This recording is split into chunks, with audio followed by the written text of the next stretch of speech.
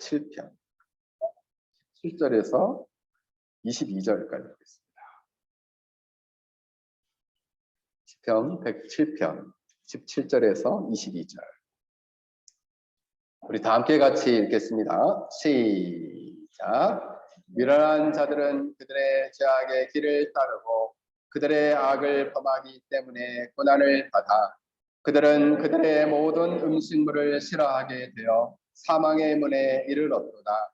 이에 그들이 그들의 고통 때문에 여호와께 부르짖음에 그가 그들의 고통에서 그들을 구원하시되 그가 그의 말씀을 보내어 그들을 고치시고 위험한 지경에서 건지시는도다. 여호와의 인자하심과 인생에게 행하신 기적으로 말미암아 그를 찬송할지로다. 감사제를 드리며 노래하여 그가 행하신 일을 선포할지로다. 아멘. 잠깐 기도하겠습니다.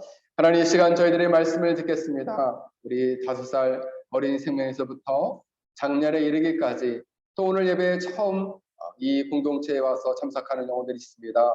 하나님, 들을 수 있는 총명한 귀를 허락하여 주시고 말씀이 그 영혼 안에 심겨져 우리의 생각 덩어리인 신념이 변화되고 생각과 느낌이 변화되고 삶이 변화되고 삶의 습관과 인생이 변화되는 놀라운 기적을 일으켜 주시옵소서.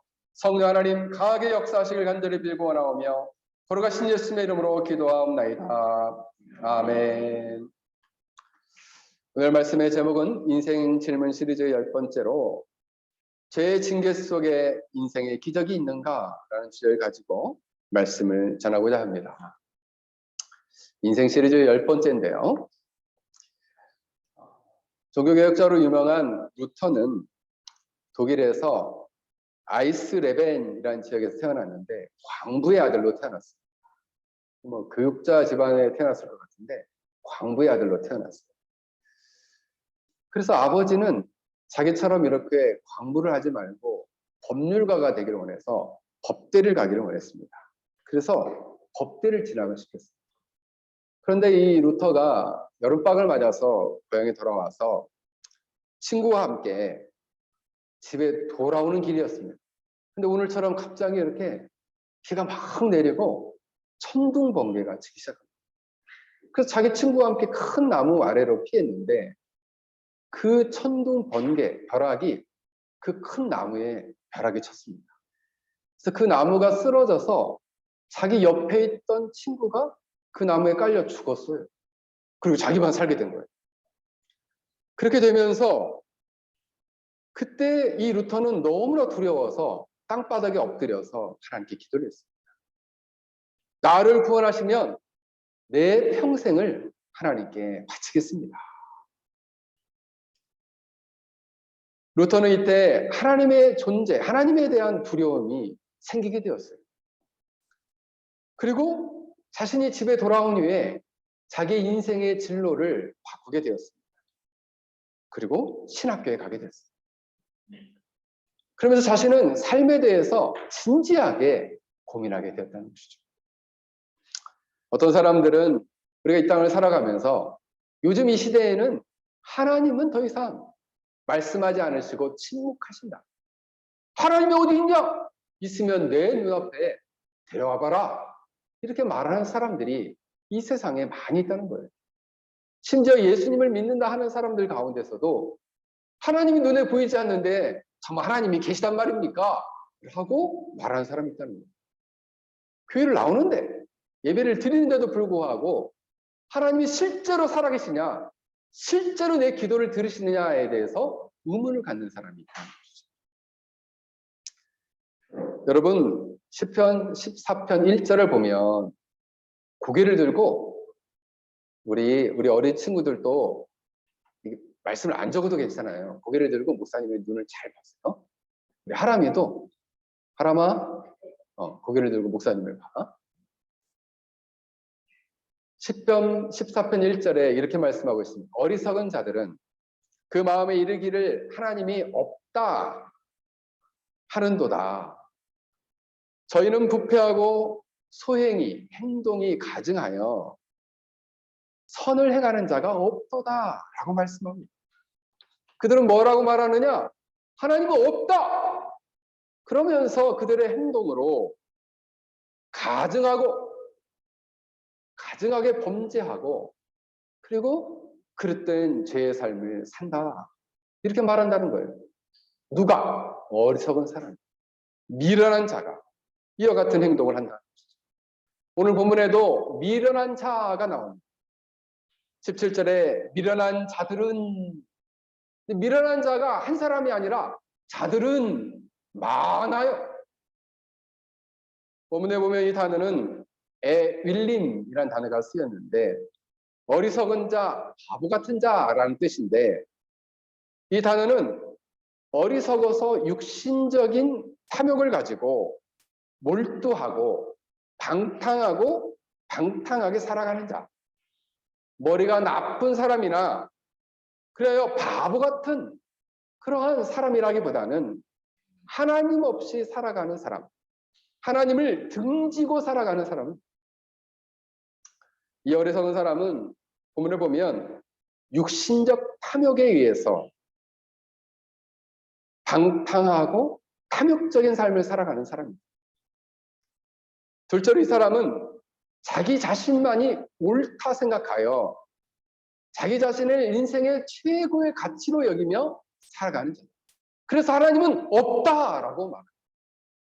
하나님이 없는 것처럼 자기 인생을 최고의 목적으로 삼고 살아가는 자다. 또한 하나님이 없다라고 생각하니 하나님의 권위를 인정하지 않는 사람. 왜? 하나님이 없다라고 생각해요. 하나님의 권위를 인정하지 않아요. 그리고 자신의 생각이 옳은 대로 자신의 생각과 자신의 잘못된 삶의 태도를 고수하며 옳다라고 주장하며 살아가는 사람입니다. 완전 똥꼬집이죠. 완전 똥꼬집이에요. 자기 멋대로 살아가는 사람. 그래서 여러분, 하나님을 잘 섬기는 사람은 똥꼬집이 없어요. 네, 잘 꺾어져요. 나는 좀 잘 안 꺾어진다. 그 사람은 하나님 앞에서 잘 끼어져 본 경험이 없어요. 자기를 잘 꺾는 사람이 주님을 깊이 만난 사람. 그런 목사님, 며칠마다 꺾어져야 되나요? 날마다.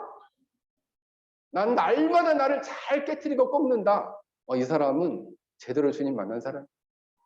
그런데 이상하게 어리석은 사람, 미련한 사람은 자기를 꺾을 줄 몰라요. 자기 생각, 자기 감정, 잘못된 자기의 선택이나 의지를 꺾지 않는다. 잘못된 길을 다 선택했어요. 그러면 그 끝에는 죽음이 있음에도 불구하고 그 길을 고수하고 끝까지 그 길을 걸어간다. 왜요? 어리석었어요. 미련 곰퉁이였어요. 미련한 곰탱이다. 오늘 이런 자를 뭐라고 말하느냐? 미련한 자들이다. 여러분, 사실 하나님을 우리가 속일 수도 없고 하나님을 대적할 수 없는데 미련한 자는 내가 이렇게 살아가면 하나님을 속일 수도 있고 내가 하나님을 거스려 대적하며 살 수도 있다 생각하는 거죠. 왜? 하나님은 없으니까. 그 마음에 하나님은 없어라고 생각하니까 나는 하나님을 속일 수도 있고 대적할 수도 있다 이렇게 생각을 하는 것이죠.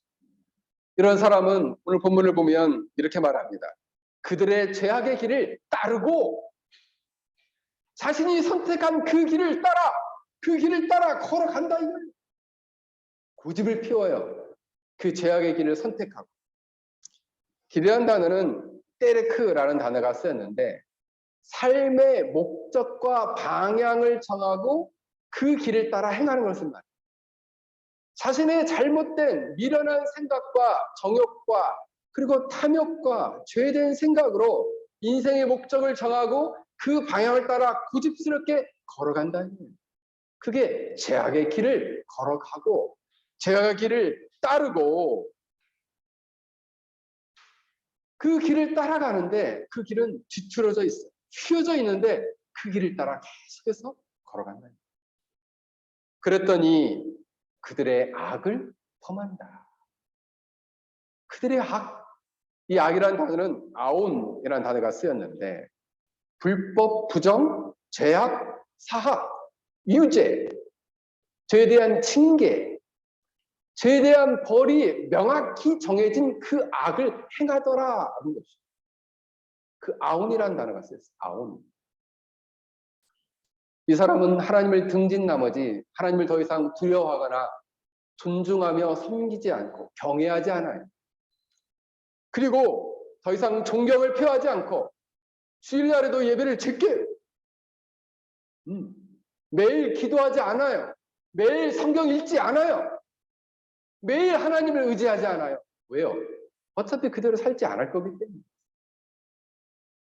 죄악의 길을 택하고 악을 행합니다.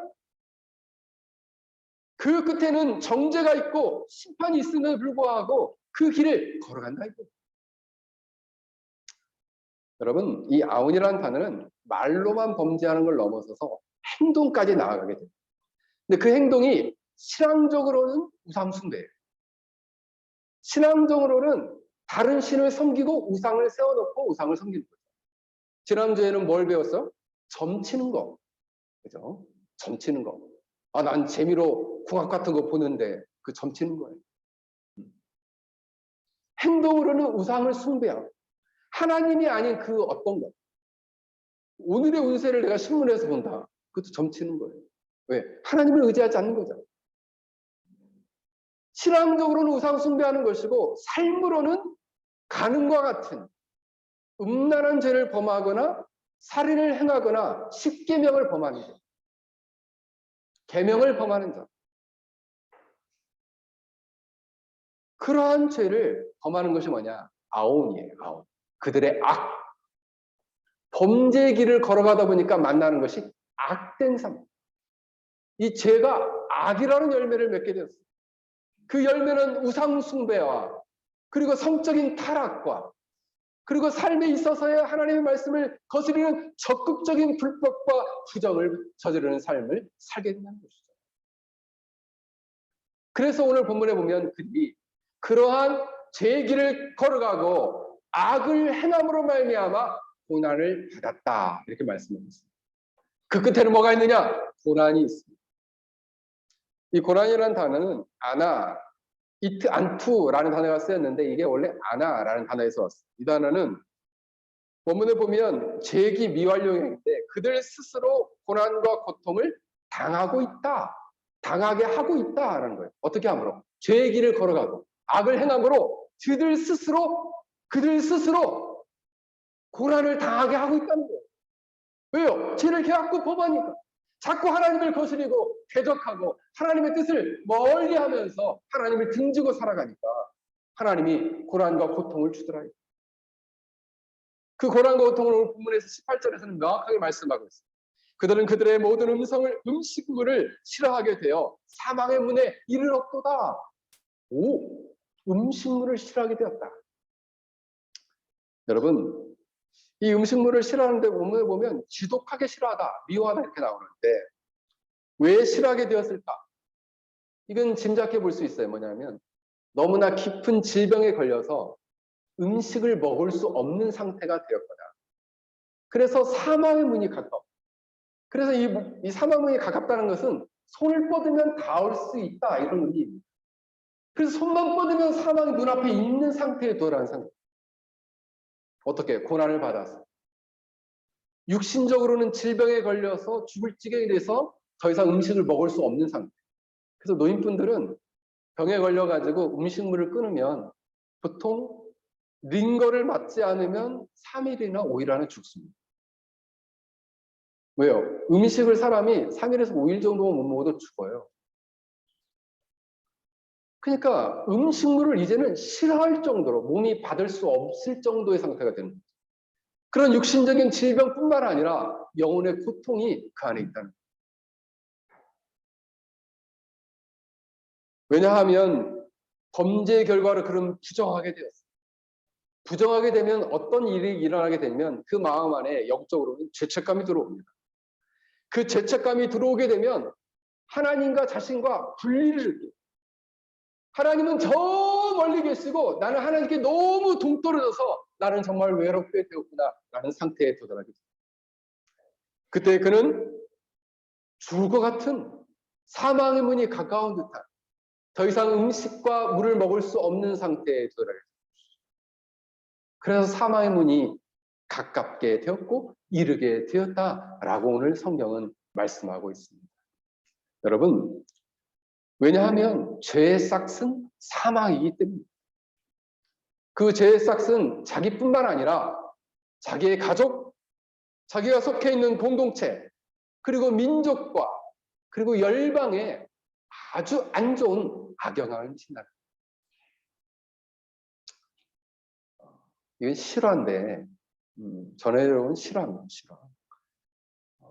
한국에 예루살렘이라고 불렸던 곳이 있었는데 그곳이 어디냐면 북한의 평양이에요. 평양. 그 평양북도에서 특히 선천이라는 지역이 놀랍게 교회가 부흥했던 지역 중에 하나입니다. 그 지역의 어떤 교회에 이 장로님이라는 분이 사셨어요. 근데 이분 장로님이에요. 이분은 원래 좀 굉장히 가난해가지고 열심히 가난하니까 마음이 가난하잖아요. 그래서 가난과 싸우면서 확실하게 신앙생활을 했어요. 가난한 가운데서도 11조도 하고 새벽 기도도 빠지지 않고 열심히 매일매일 성경도 읽고 독실한 신앙생활을 하였습니다. 그리고 하나님께 충성을 하니까 하나님께서 복을 주셔가지고 점점점 장사가 잘 되고 사업이 잘 되기 시작했어요. 그리고 스라에도 자녀를 5 형제를 뒀습니다. 아들만 5. 아들 하나 키우기도 어려운데 5. 그래서 이 장로님은 그 교회에서 신앙에 인정받아가지고 장로 장립을 받았어요. 그래서 결국 예수님을 믿는 것이 예수님 믿는 그 믿음이 사업 미천이 되어가지고 영육간에 큰 축복을 받게 됐다는 거죠. 여기까지는 참 좋았는데 이 장로님이 이제 사업이 잘 되니까 바빠졌잖아요. 그래서 처음에 사업이 바쁘더라도 주일날이면은 그래도 주일날 빠지지 않고 예배당에 와서 예배를 드렸는데 이제 이 사업이 그 평국 선천에서 어디까지 사업이 펼쳐지냐면 이 경기도 인천까지 사업이 펼쳐져요. 그래서 인천에 이제 출장 가게 된 거죠. 근데 인천은 멀잖아요. 머니까 이제 매주 못 오고 2달에 한 번, 석 달에 한 번 이렇게 그 당시에는 이제 교통도 발달 안 됐기 때문에 그게 오게 된 거예요. 근데 이제 점점 석 달에 한 번, 2달에 한 번 오던 것도 이제 6개월에 한 번, 1년에 한 번씩 오더라고요. 그래도 그 부인은 이 남편이 장로니까 또 독실한 신자니까 정말 단 한 번도 의심하지 않고 진짜 그냥 진짜로 이 남편을 믿은 거예요. 근데 어느 날 자기 아들이 평양에 있는 숭실 전문학교를 다녔는데 원래는 대학이 있었는데 일본 사람들이 일정 강점기니까 이 식민지에 무슨 대학이 있냐 해서 대학교를 다 전문학교로 바꿔버렸습니다. 그 숭실 전문학교를 다니고 있었는데 축구 선수로서 굉장히 그 장남이 굉장히 건강했어요. 근데 어느 날 방학 때 집에 와가지고 감기에 걸려가지고 시름시름 앓다가 며칠 만에 죽고 말았어요. 이 장남이. 그러니까 이 아내는 너무나 마음이 아파가지고 남편 장로님이 오니까 물어본 거죠. 아니 우리 가정이 무슨 벌을 받을 일이 있어가지고 이렇게 됐단 말인가. 건강한 자식이 감기에 걸려서 기껏 며칠 만에 이렇게 죽을 수 있단 말입니다. 장로님 이거 어떻게 된 거예요? 장로님 별일 없는 거죠? 그랬더니 그 장로님이 글쎄 이랬다는 거죠. 글쎄 다른 대답은 안 하고 글쎄 이랬다는 거죠.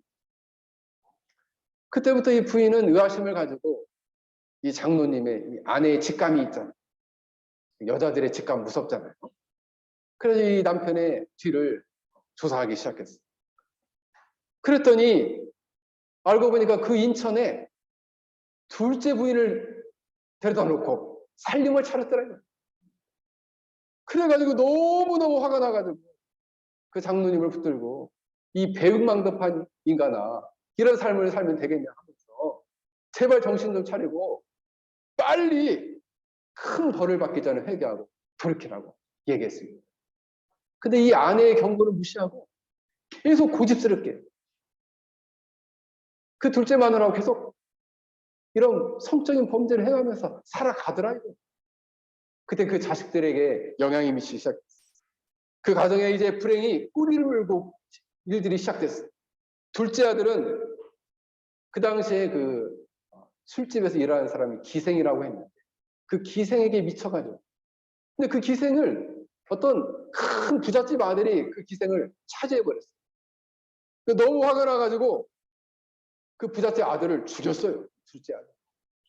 그리고 상해로 도망갔어. 셋째 아들은 폐병에 걸려서 죽었어. 넷째 아들은 절도죄로 철장 신세가 됐어. 근데 외아들을 잃은 이 부잣집 이 부자가 너무 화가 나가지고 그 둘째 아들을 죽이라고 자객을 상해로 보냈어.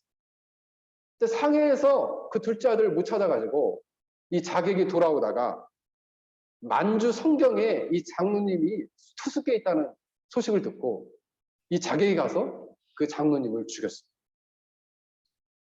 그러면 마지막 다섯째 아들이 남았잖아요. 그 다섯째 아들은 문틈으로 밖에 보니까 누가 사냥을 하는 것 같아서 문틈으로 열어보다가 누가 공기총으로 자기 눈을 쏘아가지고 한쪽 눈이 멀게 됐어요. 온 가족이 비참하게 되었다는 거예요. 한 사람의 죄가 한 가정 전체를 망하게 하였다. 왜요? 죄의 길을 행하고 악을 행하자 자기를 망치고 자기를 죽일 뿐만 아니라 가족 전체의 불행을 가져다 줬다는 거죠. 왜요? 죄의 싹은, 죄의 대가는 뭐기 때문에? 은세만, 죄의 싹은 뭐예요? 몰라? 우리 은별이. 죄의 대가는 뭐야? 오! 사망이야. 사망은 죽는 거지. 이처럼 하나님의 무서운 징벌과 징계를 받게 됩니다. 사랑하는 성도 여러분, 만약 여러분들과 하나님 앞에 어떠한 죄와 악을 범하고 있다면, 그 죄로 인한 고통과 징계 속에 있다면, 만약 여러분들이 식음을 전폐하는 그런 질병 속에서 사망의 문을 두드리고 있다면 우리는 하나님 앞에 빨리 돌이키고 회개해야 합니다. 그때 비로소 그가 그 고난과 고통에서 벗어날 수 있게 될 것입니다. 여러분들이 만약 그러한 지경에 있다면 이러한 지경에서 벗어날 수 있기를 주의 이름으로 간절히 축원합니다. 그렇다면 이러한 사망의 문을 두들기는 이러한 상태에 놓여 있는 그들은 오늘 성경을 보면 어떻게 하였는가? 19절에 이에 그들의 고통 때문에 여호와께 부르짖음에 그가 그들의 고통에서 그들을 구원하시되 라고 말씀하고 있습니다. 여러분, 앞에서 보면 이렇게 죄로 인한 징계 속에서 고통에 있을 때에 만약 죄를 고소하고 그 징계 속에서도 돌이키지 않는다면 더욱 고난과 고통은 커지겠죠. 근데 그 고통 중에 가만히 있지 않고 오늘 본문의 이 시인은 크게 부르짖었다라고 말씀하고 있습니다. 죄책감이 있을 때에는 빨리 하나님께 부르짖어야 됩니다. 왜냐하면 하나님을 등지고 있을 때에는 그가 감당할 수 없는 고통과 어려움 그리고 그 마음 안에서 견딜 수 없는 그런 고통이 계속해서 일어나기 때문에 그래서 혹독한 그 고난에 인간이 처하게 된다. 이때 그가 부르짖었어요. 그랬더니 그 죽음에서 그를 구원해 주셨다라고 오늘 성경은 말씀해 주고 있습니다. 20절에는 너무 놀랍게도 그가 그의 말씀을 보내어 그들을 고치셨다.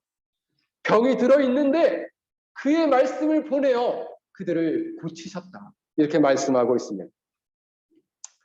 여러분이 고치다라는 단어는 여러분도 잘 아시는 라파라는 단어가 쓰였는데 병을 치료하고 건강하게 하다라는 의미. 여러분 당시 이 시편 107편은 제가 시제병이 어디라고 그랬습니까? 바벨론 포로의 상태. 그 포로에 있어서 그들이 죄의 징계로 말미암아 고난과 고통을 당하는 그때에 죽음에 이르는 사망의 문을 두들기는 식음을 전폐할 만한 그 시점에 그들이 부르짖었을 때에 하나님께서 놀랍게 그의 말씀을 보내어 그들을 치유하고 고쳤다. 근데 이 하나님의 말씀은 하나님의 직접적인 계시라기보다는 선지자를 통해서 그들을 회복시키겠다는 회복의 하나님의 말씀이었습니다. 그 말씀이 장차 너희가 어느 때에는 하나님께서 너희를 이 노예 상태에서 이 바벨론의 포로 상태에서 너희를 구원하여 다시금 하나님이 약속하신 땅으로 너희들을 인도해 주실 것이다 라는 말씀이었을 것입니다. 이 말씀이 기적적으로 주 앞에 서 있는 그들을 치료하고 회복케 하였다라는 것입니다. 육체적으로 죽었던 그들을 육체적으로 죽어가는 그들의 병을 치료하였고 영적인 세계가 병들어 구부러지고 악을 낳던 더 이상 죽을 것 같은 그 영적인 그 상태를 치료하고 고치셨다라는 것입니다. 여러분 디모데후서 3장 15절과 16절 17절을 보면 이렇게 말씀하고 있죠. 또 어려서부터 성경을 알았나니 성경은 능히 너로 하여금 그리스도 예수 안에 있는 믿음으로 말미암아 구원에 이르게 하는 지혜가 있게 한다. 1차적으로 이 하나님의 말씀은 구원에 이르게 하는 지혜가 있게 해서 구원과 생명을 가져다 주시다. 사망의 문을 두들겼지만 놀랍게 생명을 가져다 줘요. 그리고 구원에 이를 수 있는 믿음조차도 가져다 줍니다. 뭐가? 하나님의 말씀이. 그래서 예배가 시작됐는데 말씀을 닫고 있다. 믿음이 안 생겨요. 예배가 시작돼서 말씀이 그 영혼 안에 자악하고 심기면 그 믿음이 영적 생명을 가져오고 그 영혼을 구원에 이르게 한다라는 사실입니다. 구원에 이를 뿐만 아니라 모든 성경은 하나님의 감동된 것으로 교훈과 하나님의 거룩한 말씀대로 복음 진리대로 살아갈 수 있도록 교훈하고 책망 그 말씀대로 살아가지 않을 때 그들의 죄를 지적해주고 그들의 오류를 바로 잡아주고 그렇게 살면 안 돼. 이건 죄야. 그렇게 살면 우상숭배하거나 그렇게 악을 범하거나 그리고 계명을 범하거나 하면 그건 죄고 결국 하나님의 심판을 받게 될 것이야 라고 책망해 준다는 거예요. 뿐만 아니라 그를 바르게 한다. 여러분 이 바르게 하면이라는 단어는 원문에 보면 추를 올바로 곧게 세우다 이런 말이에요. 그리고 뭐냐면 추라는 것은 이렇게 추를 끈을 달아가지고 이렇게 세워서 이 벽을 반듯하게 세우는 것이거든요. 그러니까 하나님 말씀으로써 그의 삶과 그의 존재와 삶을 바르게 세울 수 있는 기준점을 세워준답니다. 무엇이? 하나님 말씀입니다. 의로 교육한다는 것은 그 상태로 그 말씀의 기준에 부합하게 살아가도록 훈련하고 교육시킨다는 거예요. 계속해서 연단하고 단련한다는 거예요. 그렇게 살지 않으면 그렇게 하면 안 돼 라고 교육하는 거죠. 우리가 자녀들을 교육할 때 말씀의 기준을 가지고 그 말씀의 기준을 가지고 해야지 자기가 기분 나쁘다고 아이들을 혼내면 안 돼요. 말씀이 이 아이의 삶과 아이의 행동과 말과 행동을 무엇이 잘못되고 있는지를 바른 추로 올려 바르게 해서 그 기준에 부합하도록 가르치는 것이 의예요. 책망하고 교훈하는 거죠. 무엇이? 하나님 말씀. 그렇게 해서 그러면 어디로 이끌란 말입니까? 하나님의 사람으로 온전케 하라. 모든 선한 일을 행할 수 있는 준비를 갖출 수 있는 능력을 갖추도록 그를 세워가라는 거예요. 무엇이? 하나님의 말씀이. 그래서 하나님의 말씀으로 이 아이를 교육하고 교훈하여 그를 고치고 그를 올바로 세워가는 것이죠. 저는 가끔씩 이런 생각을 할 때가 있어요.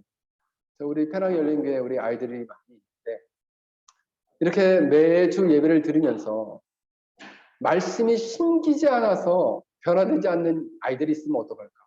고민이에요. 물론 우리 아이들 가운데 말씀이 심기어서 눈빛이 바뀌는 아이들이 있어요. 그리고 예배의 태도가 바뀌고 예배를 드릴 때 찬양을 부르는 태도, 말씀을 들으면서 설교자의 눈을 바라보는 태도, 그리고 실제로 예배 태도뿐만 아니라 학교 생활과 그리고 가정 생활이 변화되는 것을 보이는 아이들도 있어요. 그러나 예배 태도부터 바뀌지 않는 아이들이 있어요. 그때마다 저는 생각합니다. 아직 이 말씀이 이 아이 영혼 안에 심기지 않았구나. 그 영혼 안에 말씀이 심겨져서 영혼이 변화되고 생명이 싹 트고 그 생각이 변화되고 느낌이 변화되고 삶의 습관과 행동이 변화되고 그리고 인생이 아직 변화되지 않았구나. 눈빛이 아직 바뀌지 않았구나. 이 아이를 어떻게 할 것입니까? 여러분 아이가 어떤 상태에 있는가 한번 여러분이 정직하게 한번 잘 살펴보세요. 아이한테 물어보십시오. 목사님 설교가 오늘 집에 가서 꼭 물어보세요. 목사님 오늘 설교 어떤 내용을 설교했는지 한번 물어보세요. 나에게 어떤 말씀이 내 마음에 감동을 줬는지 어떤 말씀이 내 마음에 남는지를 예배 꼭 끝나고 집에 가서 꼭 물어보세요. 왜요? 아이가 이 말씀에 받고 있는지 받고 있지 않는지를 여러분들은 아셔야 됩니다. 아유 목사님 우리 애 5살인데 목사님 설교 어려워가지고 어떻게 알아서 아니요. 청교도 시대 때에는 4살, 5살 아이들도 회심했어요. 제가 섬겼던 한국의 열린교회에서는 지금도 아이들이 어린 나이 유치부 아이 때 회심합니다. 그럼 6살, 7살 때도 회심하나요? 그렇습니다. 회심한다는 얘기는 죄에 대해서 철저히 회개하고 예수님에 대한 진실한 믿음을 갖는 거예요. 그래서 이 아이의 영혼이 놀랍게 변화되는 고쳐질 뿐만 아니라 완전히 질적으로 다른 존재가 되는 거죠. 사랑하는 성도 여러분, 저는 우리 페랑 열린교회 사랑하는 자녀들이 이와 같이 이 말씀이 이 아이들을 고치고 또 여러분 자신을 고치고 변화시킬 수 있길 제 이름으로 간절히 축원합니다. 마지막으로 물어보면 그가 위험한 지경에서 건지시는도다 라고 말씀하고 있습니다. 위험한 지경은 원문을 보면 쉐이트라는 단어가 쓰였는데 함정과 구덩이를 말합니다. 그래서 이것을 번역했던 성경 번역가들은 죽음에서 또는 멸망의 구렁이라고 해석을 했습니다. 멸망과 죽음에서 그를 건지셨도다 라고 말씀하고 있습니다. 여러분 놀랍게 예수님께서 선포하신 하나님 나라의 복음은 죄와 사망과 사단의 통치 아래 죽어가는 자들에게 이와 같이 놀랍도록 그들을 위험한 지경, 멸망의 구렁에서 죽음에서 그들을 건졌다라는 것입니다. 여러분 올림픽의 꽃이라고 하는 마라톤을 여러분 아실 것입니다. 근데 이란에서는 이 마라톤이라는 운동이 금기시됩니다. 왜냐하면 이 마라톤은 역사적 배경을 가지고 있기 때문입니다. 왜 이란에서는 이 마라톤을 금지하고 있을까요? BC 490년 전이니까 지금부터 약 2500년 전입니다. 그때 그리스와 페르시아가 1차 전쟁을 벌이게 되는데 페르시아 군대가 너무 막강한 힘을 가지고 있었기 때문에 제국이잖아요. 페르시아 제국. 이 그리스가 너무 불리했죠. 근데 마라톤이라는 지역은 이 그리스 아테네에서 약 30km밖에 떨어지지 않은 곳이었어요. 가까운 지역에서 전쟁이 일었기 때문에 패배하면 아테네 전체가 멸망당하는 직전에 이르게 됩니다. 근데 놀랍게 이 아테네가 치열한 전쟁 끝에 승리하게 되었습니다. 이 기쁜 소식을 너무나 빨리 이 아테네에 알리고 싶었어요. 그래서 그 군대 안에서 가장 발이 빠른 한 병사의 이름이 피데스라는 군사였습니다. 이 군사를 통해서 이 병사를 통해서 빨리 이 아테네에 가서 알려라. 그래서 이 병사가 막 엄청나게 빠른 속도로 뛰어가가지고 이 소식을 알렸어요. 이 소식을 헬라어로는 유앙겔리온이라고 해서 복된 소식, 기쁜 소식이라고 말했습니다. 똑같은 단어가 쓰였어요. 승리의 소식을 전합니다. 그래서 성경 헬라어에서 복음을 유앙겔리온이라는 단어 그대로 썼습니다. 뭐냐 하면 기쁨의 소식이에요. 어떤 소식이냐? 우리가 승리했다. 어디로부터? 죽음에서, 사망에서 승리했다. 죄와 사망과 사단의 통치에서 우리가 승리했다. 이 복음을 전하는 것이 바로 예수 그리스도의 복음이다라는 사실입니다. 여러분, 왜 복음이 기쁜 소식인가? 세 가지예요. 첫 번째는 예수님 안에, 예수님을 통해서 하나님 나라가 현재적으로 이 땅에 임했다라는 게 기쁜 소식이에요. 그러므로 회개하라, 천국이 가까웠느니라 라고 예수님은 선포하셨습니다. 장차 예수님이 재림하실 때 하나님의 나라는 최고조에 이르게 될 거다라고 말씀하고 있는 것이죠. 두 번째로는 그 하나님 나라에 도달하기 위해서는 죄 문제를 해결해야 되는데 바로 예수님이 이 죄 문제를 해결하기 위해서 이 땅에 오셔서 우리의 죄를 대신하여 십자가에 죽으시고 부활하셨다. 그러므로 죄를 완벽하게 제거했다. 그래서 기쁜 소식. 그래서 우리가 세 번째로는 믿음으로 성령님께서 우리에게 믿음을 주시면 믿음으로 이 기쁜 소식을 받아들이면 너희가 하나님 나라에 들어갈 수 있다. 죄와 사망과 사단의 통치 아래 더 이상 신음하지 않아도 된다. 그래서 기쁜 소식이에요. 이 기쁜 소식이 바로 복음이에요. 멸망의 구렁, 위험한 지경, 죽음에서 건져낸 소식. 여러분, 죄와 죄의 길을 걸으며 모든 악을 행하는 자의 끝에는 멸망의 구렁이 있습니다. 영원한 심판과 저주가 있습니다. 이것에서 벗어날 수 있는 유일한 길은 이 복음, 예수 그리스도가 전하신 하나님 나라의 복음, 하나님 나라 가까웠다. 죄를 회개하라는 이 복음을 듣고 죄를 회개하고 예수님을 구원주요 하나님의 아들로 영접하고 그리고 믿음으로 받아들이게 될 때 놀랍게 위험한 지경에서 구원받게 되는 것입니다. 위험한 지경에서 구원받을 뿐만 아니라 사망의 문을 제끼고 생명의 문에 들어가게 될 것입니다. 그러므로 오늘 성경은 이렇게 말씀합니다. 여호와의 인자하심과 인생에 행하신 기적으로 말미암아 그를 찬송할지어다. 감사제를 드리며 노래하여 그의 행하신 일을 선포할지어다. 여러분, 기적은 다른 것이 아닙니다. 여러분이 죄와 사망과 사단의 통치 아래 죽음과 같은 인생 가운데 죽어가고 있는데 죄의 길을 따라 걷고 있는데 사망의 문을 두들기면서 위험한 지경에 놓여 있는데 그를 모든 악을 행하는 길을 걸어가고 있는데 그 길에서 여러분을 구원하신 것. 그것이 바로 기적입니다. 그것이 바로 기적이에요. 여러 인생에 행하신 기적. 최고의 기적이죠. 왜? 이 기적이 없다면 여러분 죽음과 동시에 영원한 심판에 떨어질 것이기 때문입니다. 사랑하는 성도 여러분, 여러분 인생 어느 길을 걷고 있습니까? 여러분이 이러한 죄의 길을 걸으며 모든 악을 행하고 있다면 그 길에서 돌이켜 이 구원의 복음인 예수 그리스도를 받아들이고 그리고 여러분의 인생에 행하신 하나님의 놀라운 기적으로 말미암아 여러분의 영혼 안에 생명이 심기고 믿음이 생기고 구원에 이르는 복된 신자들의 삶이 될 수 있길 주 이름으로 간절히 축원합니다. 함께 같이 기도하겠습니다. 오늘 말씀을 생각하면서 우리 함께 같이 기도하겠습니다.